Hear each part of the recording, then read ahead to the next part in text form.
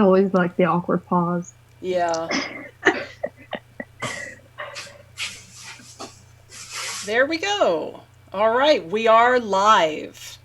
Hey, everybody. Here. Hello. Hello. Hi. This is the Finding the Magic in Everyday Life panel. Let's see. Let me look at my outline. I'll start by introducing myself. My name is Amanda Makepeace. You might have seen my panel last night. So this is obviously right up my alley. I'm a fantasy and science fiction illustrator. I do book covers, game art. I travel around to conventions, usually.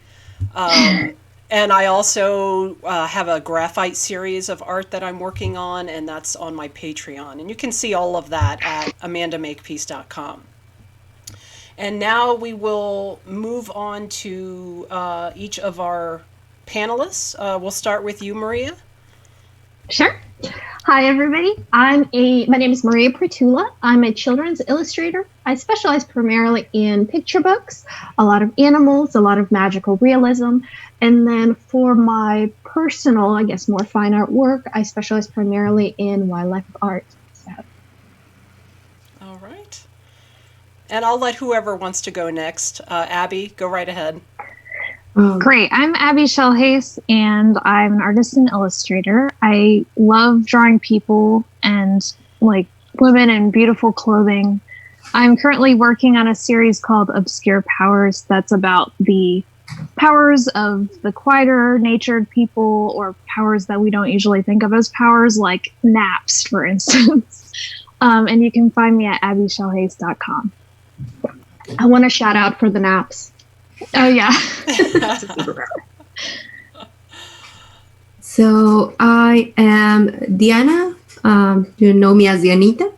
And I am a Mexican artist living in Texas and part of the Mexicanics Initiative with John Picasso. And I love painting, drawing and painting, fantastic animals and all that jazz, Hi, I'm Kit Steele, and fantasy illustrator working mostly in watercolors. And I suppose my current work is all dragons and fantasy creatures. And my latest series project is what's going to become an oracle deck. All right. So when I'm talking about magic in everyday life, we're not really talking about like, magic tricks, hocus pocus, although there might be I had this all wrong. I was just going to do some magic tricks. No, you've come to the wrong Give panel. me a rabbit. We're talking about magic that is all around us, everywhere. And when I was thinking about this topic, I actually found this quote by Eden Philpotts, who was an English author and poet. And he said, "The universe is full of magical things, patiently waiting for our wits to grow sharper." And that's what we're going to be talking about. It's magic everywhere. And if your eyes are open to it, if your heart is open to it, then you see magic everywhere. I know that I do. I think maybe I just kind of held on to some of that as a child, because children love magic. They love everything in life is magical to them, until they go to school and we kind of start to ignore some of that magic, I think, as we get older. But as artists, I think some of us tend to hold on to that. So we'll start with the first question for everybody, and that is, what is magic to you? Who wants to go first? Anybody? You volunteered. Okay, I did. So, magic. I was thinking about that this morning because I wasn't really aware of that. But I think I define it as that moment when we look at our reality and then we decide to look beyond, where we can just understand it through our own perspective and our, as you were saying, like our own symbolism, our own interpretation of it, but without it like looking like a weird religion thing, but something very spiritual, I guess. Like I don't know, letting our imagination like go wild and explain to us what we cannot explain just by science or grabbing a book about it. Just like, Right. that's it. Oh, that's such a good way to put it. I think as I was thinking about it, I'm thinking magic to me is combining memories with hope for the future. So things from my past that were really special to me or in my childhood meant a lot to me. Trying to bring that to my present and my future and imagining my ideal world and then trying to bring that into reality in any way I can, whether it's painting or drawing it or just making my surroundings feel magical that way. Yeah. It's a beautiful definition. I'm actually taking notes here. I have my pen too. I'm taking notes. So, for me, I actually come into arts from a scientific background. So biology, medicine, facts, all of that is very close to my heart. I think it was something that's very necessary. But at the same time, you know, when I think about magic, and I think this is going to echo what Dianita and Abbi have said, just in different words, magic and kind of that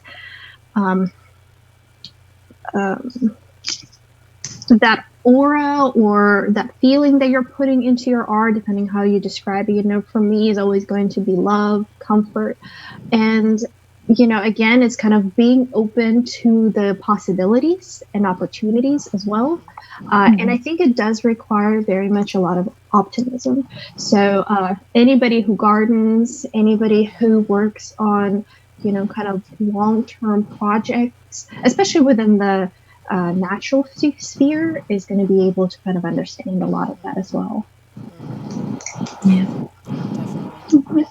I think for me, magic is just that sense of wonder, which can happen anytime, any place. Walking out to get the mail and you, like a cardinal passes your path, and that's just, and there's so many other little random moments that if you just stop and see beyond the mundane, there's wonder in pretty much everything. So it's, and at least for putting that into art, I definitely agree with Deanna's look at the reality and then look beyond it, or just be open to what's beyond whatever's right in front of you. And I think it does take a certain amount of being aware of the world around you. You know, it's easy to think, oh, I'm just walking to the mailbox. But there's a lot of things that can happen from your front door to the mailbox. You know, you mentioned the cardinal flying by. You know, I went to my mailbox once and the stop sign on the corner, there was a Cooper's hawk just sitting there. And that was kind of a magical moment. It was unexpected, but I was observant. You know, I was aware of my world, my surroundings, and what was going on. So that made me open to, you know, experiencing that. Whereas, you know, some things I think can be easily overlooked when we're not open to things. I think you made a very good point about magic earlier, Amanda, when you said that what it's like to be a child again, or see things the way kids see things before we train out of them all of the, that's a magical thing, that's a wondrous thing, like there are no monsters under the bed. Right. Before we drum that out of kids, they're generally much more aware and much more open to what's beyond everything they can see, taste, touch, and feel. Right. Yeah. No, exactly. So what do you all bring, how do you bring magic into your daily life? Is there something, or is it more subtle? I mean, is it even just maybe the art is the magic in your daily life? I don't know. So whoever wants to start with that. I think like Mariya mentioned, you mentioned gardening, and that's something I love to do. It's, I've been collecting wildflowers into my garden since I was a little girl, And when I was a little girl, it was because I didn't have any money, and so I'd just find violets in some corner of the yard and bring them into my garden and just be. And Amanda, like you were saying, just observation, keeping your eyes open for things that are beautiful and that you can share a moment with and appreciate them. Mm-hmm. For me personally, I think it's probably more on a, well, what to me seems like a quieter end of things. And then, I open up my pockets that have a bunch of rocks in them. And yes. It's like, you're nuts. I can relate to that. I was, at our weekly sketch night, and I'm like, oh, here's my thinking rock. And it's like a rock that I picked up, near Fairy Falls in Scotland. Mm-hmm. And they're like, oh, this one's from Loch Ness. And like, oh, hey, this one's from Hawaii. This one's from Iceland, And that kind of takes you back, I think Dianita said, through memories as well, and kind of connecting through that. But, you don't have to be a pack rat or like super cozy or super hygge. Just have something that's really personal to you, and does make you pause or does make you think of that wonder or happier things. I mean, for me, I kind of feel like I was born the exact same way that I'm thinking now. That I didn't really, as a child, I was thinking the way I do now. And I think to most people, that's a little different. And my brother, we have a huge age gap. We have about 13-year difference. So for me, like, I think after I moved to the United States when I was 12, I was just kind of still in that mental state and still kind of trying to learn the world. And so the learning of the world never stopped. So I think just surrounding yourselves with, really cool things, really cool lava rocks and stuff like that. And just always keep learning and always keep wondering. And that'll always keep the fire of magic alive in you. So. Yeah, who wants to give the next story? Oh, see, you already spoke, so now it's your turn. Okay, so I'm the only one who has a story with martial art / shapeshifter squirrel here. Probably. Yes. I when you were saying like, oh, a bird, and when I was walking through the mailbox, I was like, what the hell is that squirrel, like trying to scare me or something? And then I tried to take a picture of it, and it just appeared so blurred that I just named her my shapeshifter squirrel. But then I saw through my window grabbing a stick and doing like this, and I couldn't record it, and I was like freaking out, like, oh my god, it knows martial arts now. So, that is the wildest one, I promise. The other ones are just I don't know, as you've all mentioned, just nature in itself is magical. When I go to the park, the first time I went to the park here in Texas and nearby where we live, I saw 2 trees, like almost twin trees next to a trash can. But it looked to me like a portal, one of those portals you can see on stories that just makes you wonder. I often find myself just jumping through it. It's like shifting to my other world, right? Or when you touch the bark of a tree that I found this past winter, it was so mossy and so beautiful. And I just told my husband, it's like, man, this is my picture touching a dragon, because all the texture and all the beautiful shapes that it had. I just made a close-up of my hand, and it looked like scales or something. It was like allowing myself to be able to shift that reality that makes me crazy sometimes, and then just let it fly and like explain your world in your own words, I guess. And yeah, that's the story of how I touch a dragon. That's so beautiful. I love that. And shifting reality is such a beautiful way to express it. Absolutely. I do the rock collecting thing, except I do it with feathers. I don't know. I always have. Anytime I go somewhere, or even if I'm just taking a walk, it's it's one of those things where it'll just be in my path. And that's, for me, that's kind of it's meant for me to pick up or find or pass on to someone else or hold on to it.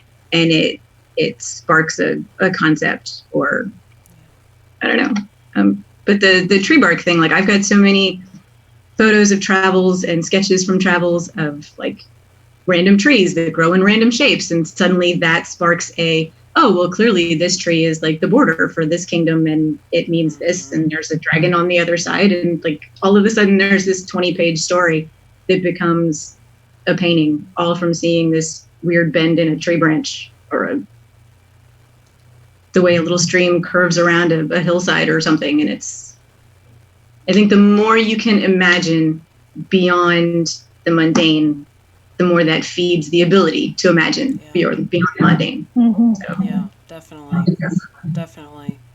Yeah, I mean, well, I can relate to a lot of that. I mean, some of you were in my panel last night, so you know that like I collect freaking everything. But I relate to what you were saying about the feathers. Sometime last summer, I think it was, I went, I mean, as simple as taking the trash out, and this little flash of blue caught my eye, and I realized, oh my gosh, that's a bluebird feather. And I've never found a bluebird feather. I see bluebirds all the time. And I remember being so happy and giddy because it's a bluebird feather. And that's, yes, sometimes it's very simple things that bring magic into your life. You know, Abbi talked about the gardening as well. And I was also, it made me, for some reason, that kind of, my mind drifted to like the smell of like freshly baked bread. You know, even just that, there's something powerful about that when the whole house smells like that. And that's kind of magic too. Absolutely.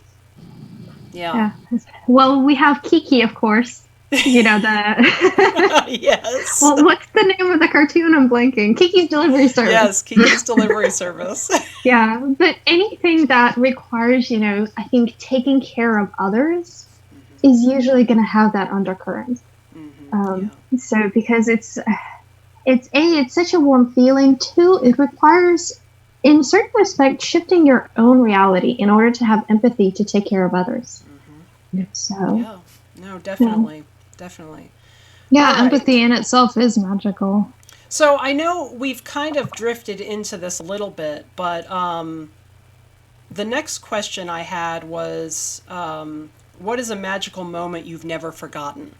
And we probably have many of those. So I know we've mentioned a couple, but we can probably mention more. But what's something that sticks out in your mind? So I wanted to share something because I was actually going to tell a completely different story, but then you guys started talking about portals. And, you know, I'm just skeptic, you know, there's, you know, confirmation bias, all those sorts of fun things. But we all know of fairy circles. You know, the Changeling Con group where everything is called the Fairy Ring. And so Mariya is in Scotland, right? Our car broke down. So we're waiting for the lorry to pick us up, which is what they call the tow truck. And, you know, there are people coming out of the woods and they've picked a bunch of chanterelles. And my thing while I was in Europe, I was like, I want to go pick mushrooms. So they teach me how to pick chanterelles. So here we are, I think about like 2 hours waiting for the car to pick us up. I'm having a great time picking mushrooms, like it's gorgeous. And I'm, you know, walking a little further into the woods. And then I see a fairy ring. And in case you guys don't know what that is, which I'm sure everybody who's watching does, it's a ring that's made out of mushrooms. So, and me, I'm like, let's step into this thing. Like, what can happen, right? Let's test it out. So, and you know, it's up to you. Judge it whether it's true or not. And so, you know, I step into it, nothing happens. I'm like, okay, it worked out. And of course, that evening, like driving onto Skye on Scottish one-way roads is an experience in and of itself. We drive in at night in gale winds, which if you've ever been on like a one-way road driving to Scotland, like it's hard enough, but at night in gale winds, like that's an experience. And then of course, next day, we're on our way to visit the fairy falls, which are supposed to be gorgeous and beautiful, but the weather was absolutely atrocious. You know, gale winds continued, the day was awful, and on top of that, my husband lost his wallet with a passport in it. Oh no. So, whether fairies are responsible for it. Oh, wow. It's up to you to judge. Yeah, it's hard to say, but you know, you did step into that circle. Did step in. Circle, right? And like before that, he's had it, you know, on a chain for many years, hasn't lost it in like over half a decade. But you know, Yep. The one time Mariya roams. and like, you know, I didn't get punished too badly. It was still okay. But yeah. Yeah. So I'm assuming you must have found the passports. Did they turn up? Well, the passport, I think we did end up finding. The wallet, no. Yeah, yeah. They wanted you out. They're like, hey girl, you knew better. You were warned. You were But of warned. course, you know, it's the stories that we make up. So it's up to you. Is it true? Is it Yes. not? Was it just serendipity? Was it confirmation bias? Maybe I should have just stayed away from it. Well, we may never know. Oh. All right. Who's next? Mine is I had not. one. Oops, sorry. Go ahead. Go ahead, Kit. 2 years ago, I took my art history nerd bucket list trip to Prague in December. And I had planned for this, and a friend of mine and I went, and it was amazing. And I went to all the places I wanted to see and immersed myself in Alphonse Mucha and his early life and his works that were his Slav epic, which was on display for the first time in who knows how many years since it came back from Japan. And one of the days that we had gone, we didn't really have anything planned. We just sort of were making it up on the fly. So on the other side of the river from where we were staying is a park. And we took the little rail car up the hillside to the park, and there was no one there, and it's really gray outside, and it's really cold. And everyone else is smarter than the tourists and enjoying coffee somewhere not outside. And all I really wanted on this trip was snow, because I live in Florida. I don't see snow. But to me, snow is magical. There's something other about snow, and it's probably because I don't experience it on a regular basis. But so we're in the park, and we're completely alone. There's no one else there, just the two of us. And we come around this fortification wall, and there's this enormous tree with these big spindly branches that are growing out and low in pretty much every direction. And we stand there for a minute, and all of a sudden it starts to snow. And it snows and I'm just standing there, and I'm just completely enraptured by this white fluffy crap that's freezing, falling from the sky. But the entire world simply goes absolutely silent for like an hour. And it just, it covered the park in this blanket of silence and quiet and stillness. And it was like everything there simply stopped. Yeah, that's powerful. Yeah. I don't know. And it wasn't supposed to snow on the entire trip. And I knew it wasn't supposed to snow. I was like, oh, I just really want snow. And there it was. Yeah, that's really cool. I mean, that's powerful, I think, because it feels as if the world is stopping for a moment, you know? Yeah, and to me, the stillness of that moment was very powerful for me. So That's beautiful. You next, Abby. Well, I don't have a long story or anything, but when I was a kid, I do remember looking out my bedroom window on the second story, and there was this place down next to my family's vegetable garden where fireflies liked to kind of hang out at night for some reason. And this one night I looked out, and the firefly lights were all different colors, like pink and blue and yellow. And I don't know if that's a real thing that happens, but I told my parents and they totally did not believe me. But I was very sure that had happened. So I'm a firefly nerd. Amanda knows. nice. The retreat. And yes, so different fireflies, different species emit different colors and different signaling patterns. That's awesome. The ones That's we cool. have in Austin are silver versus the ones, at least during the late summer in the Smokies, are golden colored. Yeah. So What about pink and blue and other colors like that?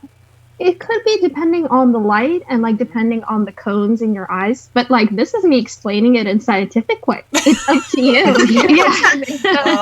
That sounds a little bit like hocus pocus. No. Exactly. everybody knows this is very scientific. Yes. Exactly. Yes. Rods and cones, all that fun stuff. So yes, to finish with this part, I have one story that I was actually very magical to me. I was a very meteor shower nerd when I was growing up, and I used to go to the backyard and watch the stars with my dad. So that night during college, I was in college. My dad was like, "Okay, there's a meteor shower now, right?" It was like 1 a.m., I guess, and it started to get cloudy, so freaking cloudy, and everyone like around on Facebook, I saw everyone going to sleep and just like missing it. And I was like, no, I need to stay up and I need to see it. And I was one of the girls that used to talk with the elements. And I was like, oh, please let me see just one star, because I wasn't feeling like really happy on that moment and in those times. So when my dad was almost falling asleep next to me, of course. But then I was looking up to the sky, and I didn't know where it was going to be located. You know, you have to be looking at that point and be lucky if you see something. But to my right in the sky, there was, and please don't call me crazy, there was this shape forming that was kind of like a triangle. And I was like, oh, that looks like an arrow. I'm just going to turn to this way. And to this way, there was a small opening that started to go bigger and bigger and bigger, just to allow me to see one falling star. Oh, wow. Wow. And I was like, Beautiful. first I got freaked out. I really I was like, okay, I feel observed. But then I was like, this was awesome, because I felt like something was listening to me. Like at that moment, something just happened in the universe that I had to see that meteor, like that falling star, next to my father that missed it all because he was so sleepy. How old were you? So Of beautiful. course I did it. Oh. That is one of the magical memories I have with my dad. So it's very special to me. How old were you? Yeah. I was 20 something on that one. Yeah. Yeah, Not that. Yeah, that's a beautiful, Beautiful story. moment. Yeah. And it's things like that, I think, we talked about memories in the beginning, and having those memories, that is magic as well.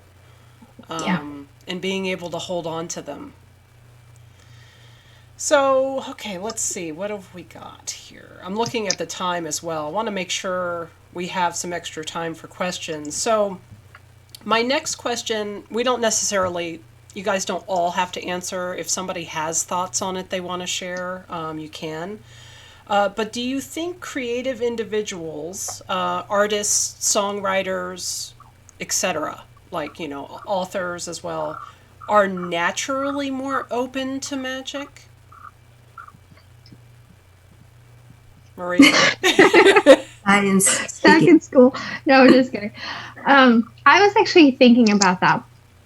And For me personally, I don't think anybody so people who do work in those professions, yes, but it's not limited to people who do work in those professions. Absolutely not. We don't always choose the path that we walk in life. But I think anybody who, to echo what I said earlier, anybody who has a very high degree of empathy will be a little bit more open to that.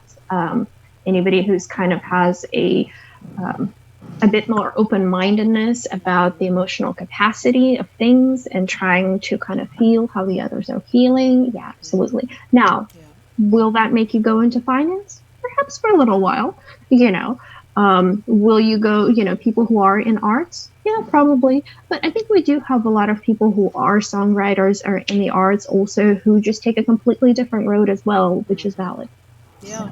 Yeah, no, I agree with you. I mean, it's definitely something that probably there is a high percentage of creative individuals that are open to that, but I think it goes much further. Anybody can be open to it. It's just a matter of probably their life experiences. Lots of different factors go into that, but I think anybody can find magic in the everyday. It's all around us, Absolutely. Yeah. I think maybe people who go into creative professions aren't necessarily any more open than anybody else, but maybe have a less hindered path to expression. Like there's fewer boundaries to the ability to express it or the desire to express it, or at least get close to your interpretation of magic in the everyday. Yet, I also, obviously everybody who's here on this panel, we do work in fantasy arts. And I do work and network really heavily within the children's illustration community. And I would say there's definitely not as high of a degree of people being receptive to emotional magic, as here. So it definitely is a little bit different in here than everybody else. And also how people interact with each other within kid-lit community versus fantasy community is very, very, very different. Yeah. I didn't realize that. Tell me more about what the difference is. We'll talk about it later. I think that's true, though. I mean, that's probably true across all the different, just in art and illustration. It's easy to forget that there are different bubbles, basically, of this larger industry. We don't always think about it because we tend to focus on whatever little circle we're in. But yeah, I'm sure that it varies across the board.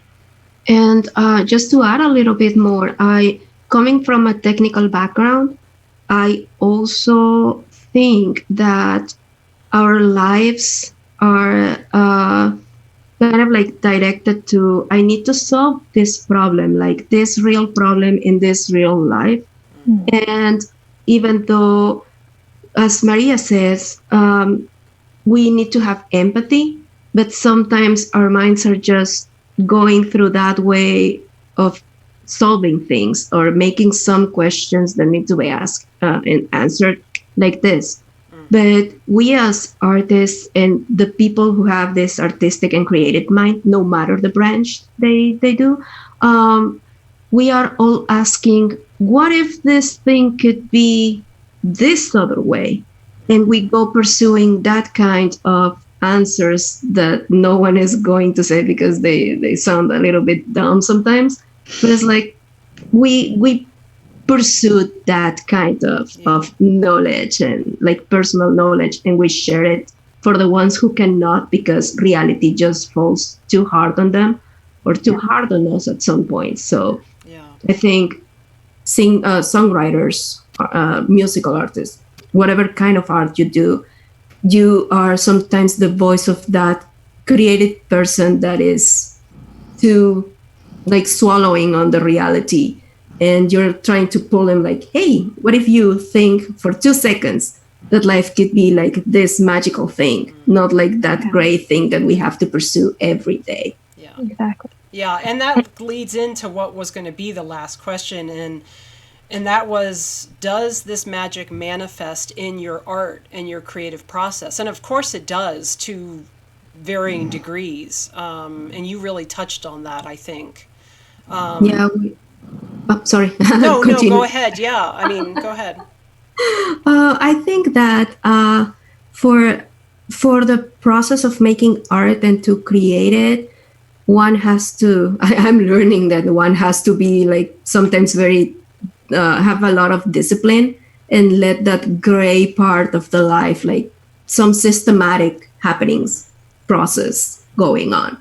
But just allowing ourselves just to, some people find magic just in sitting down, putting the brush, the watercolor and paint. As a friend of mine that she is like so happy that she's now painting, and it's just like I think this is a recurrent theme for me, is like allowing ourselves to go through that path and don't follow that systematic path with our minds in a systematic way, but our minds like go and enjoy your world and let me just put it into this image with my systematic process. It's not, I guess. Exactly.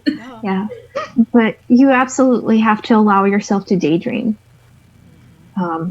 Because, and I'm actually kind of curious. So when everybody who's on this panel, and you're welcome to answer or not, when you're reading, do you see images as you read, or do you just kind of understand the words and the meaning beyond them?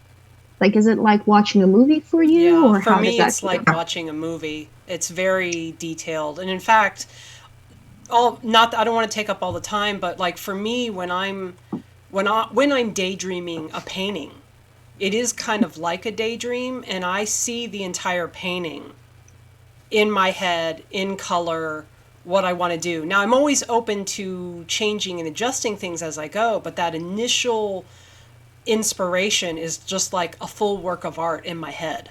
Yeah. And then of course we spend the time, like Dianita said, using that process and using those tools, trying to learn how to put what's in our head and communicate it. It very much is a language to, put that down on paper. Absolutely. Yeah. So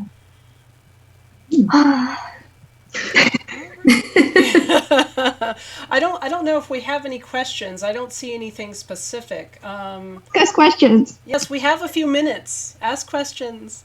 Not, I'll go talking. Actually, I want to say something, because this was originally like the magical to me story that I was going to say. And since nobody's asking questions, I'm just going to talk. Yeah, please say it. So we were in Hawaii, and we were like on one of those cruises to go see the dolphins, which is great. I would just kind of go along for the ride. I usually, I never want to go to a place where they feed them on purpose or anything like that. No, if it comes. It's like wildlife. You can't predict it. Do your best, be respectful, etc. And so we're on the boat, and then big coastal manta rays start jumping out of the water. And if you don't know, so manta rays typically are about 8 to 12 feet across, so already pretty big, much bigger than most things that you're going to see on land. And so, I just wanted to swim with them for a while, so I already have, my little swimming things and my mask, and I'm ready to go in the water. And so that's great, and then I come out, and I'm about to come out, and all of a sudden the captain's like, wait. And then there's a pelagic manta that is 16 feet across. Oh my gosh. And for the first probably 3-4 minutes, I was the only one in the water with it. And the water makes it magnified extra. So it makes you, I can't even describe a feeling. It's nothing that I'm ever going to be able to put into art. But you're just this tiny speck swimming in the same rhythm as this giant creature below you. And at the time, I remember I was just being so stressed. And that experience pushed a reset button in my brain. And so whenever somebody asks me out, like my husband, what is your favorite experience? That was. And we were close to the coast. You know, usually to experience something like that with pelagic mantis, you have to go like way out. Wow. But yeah, it was incredible. That's amazing. That's a moment. That is an amazing experience. Yeah. All right, so we do have one question. What is your greatest inspiration?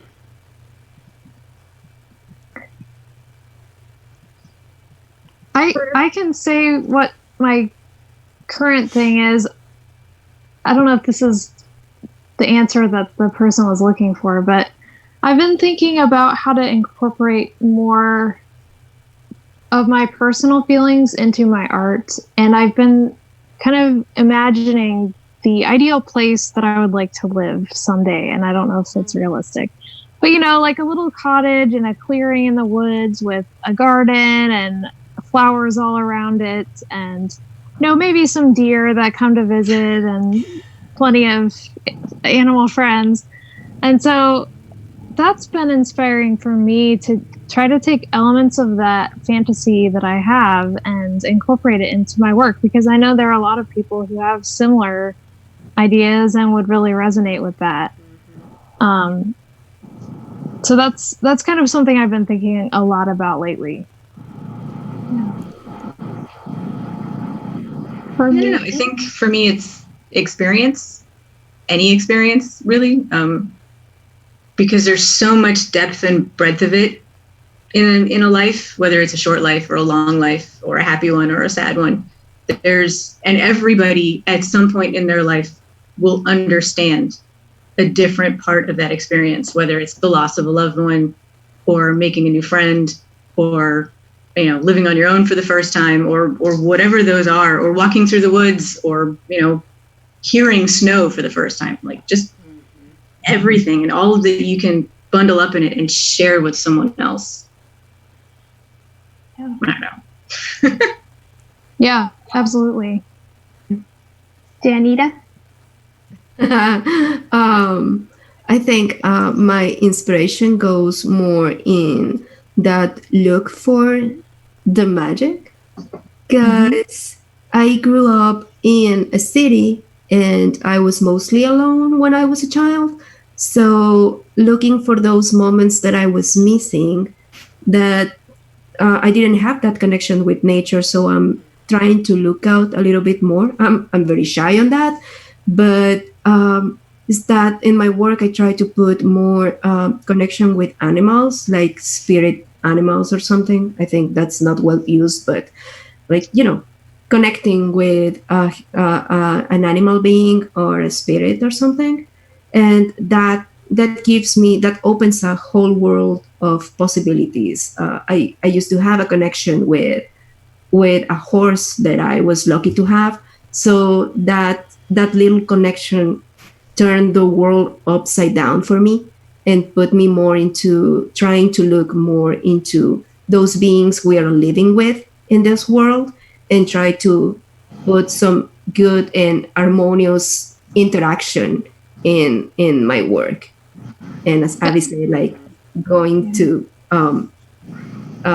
looking for more ways to put my emotions in my paintings. So I think that comes through really strongly in your work too, like that connection between the people and the animals or spirits or however you want to say it in the work is very clear. Thank you. Yeah. I think I never think I do, but thank you so much. No, I think it's succeeding. I do. Yeah, artists, don't talk to yourself because you have a very destructive mind sometimes. Yeah, 100%. Yeah. Well, and there's so much of your art that's also up to the viewer too, I think. Like, yes, we can only say so much in a piece, and then it's up to the viewer's interpretation to see what they see. Yeah. And that sort of feeds back to us at the same time, I think. For me, the inspiration really is my audience and kind of some of my experiences, you know, growing up. I'm not out here to challenge with my artwork.